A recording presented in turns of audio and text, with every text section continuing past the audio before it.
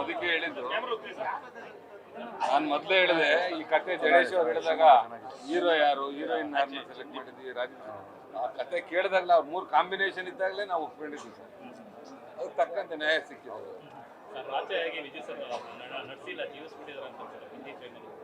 ಅತಿಪಾತದಲ್ಲಿ ಎಲ್ಲ ಕಲಾವಿದರನ್ನು ಜೀವಿಸ್ಬಿಟ್ಟಿದ್ದಾರೆ sir. So ಖುಷಿ ಆಗ್ತಿದೆ.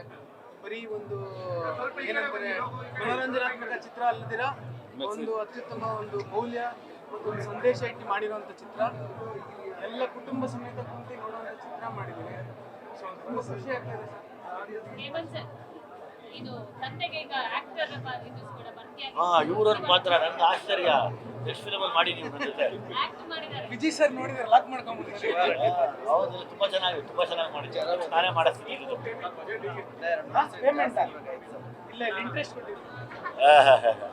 ಇನ್ನೊಂದೇನಂದ್ರೆ ಒಂದ್ ಕಡೆ ವಿಜಯ್ ಸರ್, ರಾಜೇಶ್ ಶೆಟ್ಟರ್ ಮತ್ತೆ ಜಡೇಶ್ 3 ಕಾಂಬಿನೇಷನ್ ಬಗ್ಗೆ ಹೇಳ್ತಿದ್ರು. ತುಂಬಾ ಕಾಂಬಿನೇಷನ್ ಸಿನಿಮಾ ಒಪ್ಕೊಂಡೆ ಅಂತೀವಿ.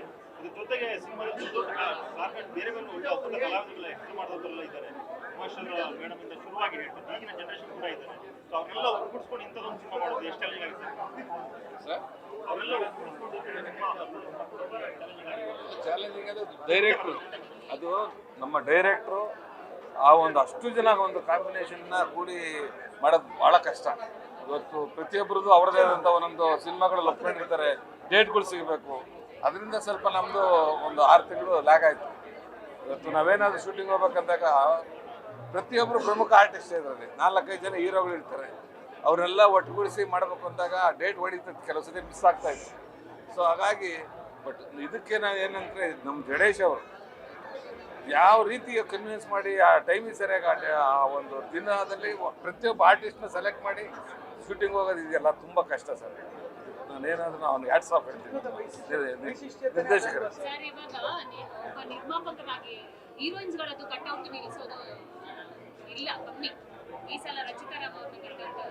ಅಭಿಮಾನಿಗಳು ಅವರು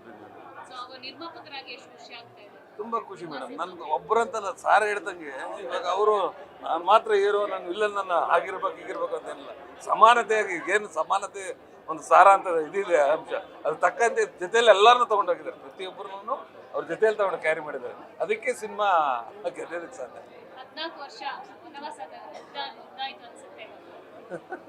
ವಿಷಯ ಆಯ್ತಾ ಹೋಗ್ಲಿ. ಅದಕ್ಕೆ ಮೇಡಮ್ 14 ವರ್ಷ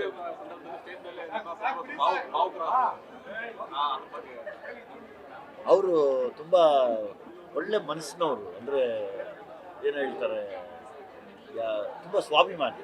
ಅದು ತುಂಬ ಇಷ್ಟ ಅನಿಸುತ್ತೆ. ಆ ಸ್ವಾಭಿಮಾನಕ್ಕೆ ಯಾವಾಗಲೂ ಬೆಲೆ ಕೊಡಬೇಕು ನಾವು.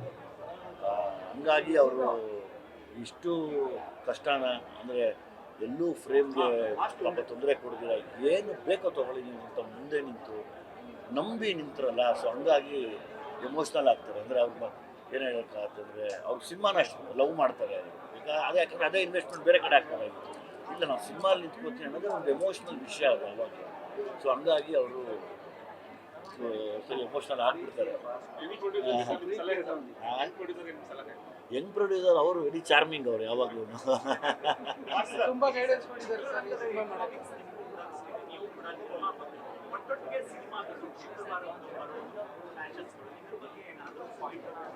ಯಾವುದಮ್ಮ ಇಲ್ಲ ಎಲ್ಲ ಸಿನಿಮಾ ಬಂದಾಗ ಒಂದು ಗ್ಯಾಪ್ ಇಟ್ಕೊಂಡು ಎಲ್ಲ ಬಂದಾಗ ಚೆನ್ನಾಗಿರುತ್ತೆ ಅಷ್ಟೇ.